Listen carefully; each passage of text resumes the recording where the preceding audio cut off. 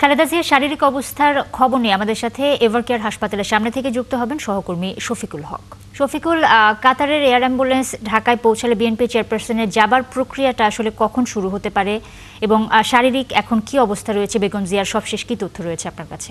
ইরশাদ, গত 23 নভেম্বর থেকে বেগম খালেদা জিয়া রাজধানীর এই এভারকেয়ার হাসপাতালে চিকিৎসাধীন এবং পরবর্তীতে তার অবস্থা সংকটাপন্ন হলে আপনি জানেন ইতিমধ্যেই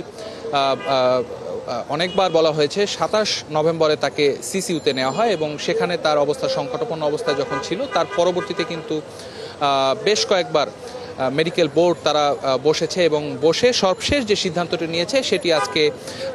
বেগম খালেদা জিয়ার ব্যক্তিগত চিকিৎসক ডাক্তার জাহিদ তিনি সংবাদ সম্মেলন করে যেটি জানিয়েছেন যে আজ ভোররাত অথবা শুক্রবার সকাল 6টার মধ্যে তাকে দেশের বাইরে লন্ডনে উন্নত চিকিৎসার জন্য নিয়ে যাওয়া হবে এবং সেই প্রস্তুতি ইতিমধ্যেই দলের পক্ষ থেকে বা হাসপাতাল মেডিকেল বোর্ডের যে প্রস্তুতি সেগুলো কিন্তু ইতিমধ্যে সম্পন্ন হয়েছে। এখন শুধু অপেক্ষা কাতার এয়ার অ্যাম্বুলেন্স, কাতার আমিরের পাঠানো যে বিশেষ এয়ার অ্যাম্বুলেন্স সেই এয়ার অ্যাম্বুলেন্সের জন্য অপেক্ষা করছে সংশ্লিষ্ট সবাই যারা এখানে রয়েছেন এবং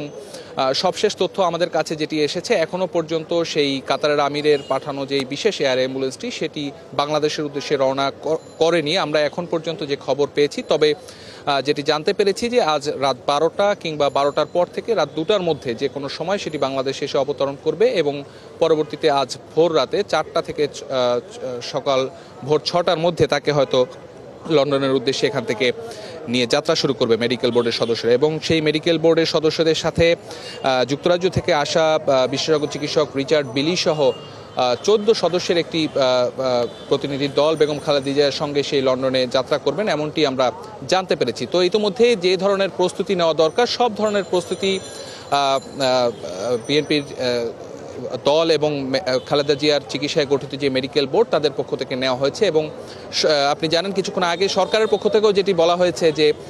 বেগম জিয়াকে উন্নত চিকিৎসার জন্য দেশের বাইরে নিয়ে যাওয়ার ক্ষেত্রে যে সব ধরনের সহযোগিতা প্রয়োজন সব ধরনের সহযোগিতা করতে সরকার প্রস্তুত রয়েছে। ইতিমধ্যেই আপনি জানেন যে দেশের বিশিষ্ট ব্যক্তিবর্গ বিশেষ করে প্রধান উপদেষ্টা গতকাল এখানে এসেছিলেন এভারকেয়ার হাসপাতালে এবং তিনি বেগম খালেদা জিয়ার শারীরিক অবস্থার খোঁজ খবর নিয়েছেন এবং সব ধরনের সাহায্য সহযোগিতার আশ্বাস সরকারের পক্ষ থেকে দেওয়া হয়েছে এবং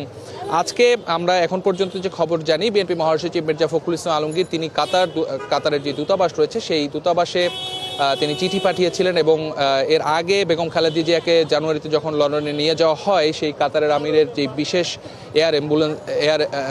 অ্যাম্বুলেন্সে করে যে বিদেশে পাঠানো হয়েছিল সেই এয়ার অ্যাম্বুলেন্সটি পুনরায় চেয়ে চিঠি পাঠানো হয়েছিল এবং সে বিষয়ে সব ধরনের প্রস্তুতি কাতার যে দূতাবাস সেই দূতাবাস থেকে নেওয়া হয়েছে এবং সেটি হয়তো জি শফিকুল, অনেক ধন্যবাদ আপনাকে। আমরা বুঝতে পেরেছি আসলে হয়তো ভোর রাতের মধ্যেই বেগম জিয়ার যাওয়ার প্রক্রিয়াটা সম্পন্ন হতে পারে। পরবর্তী আপডেট অবশ্যই আপনার কাছ থেকে আমরা জেনে নেব। দর্শক, এভারকেয়ার হাসপাতালের সামনে থেকে যুক্ত হয়েছিলেন সহকর্মী শফিকুল হক।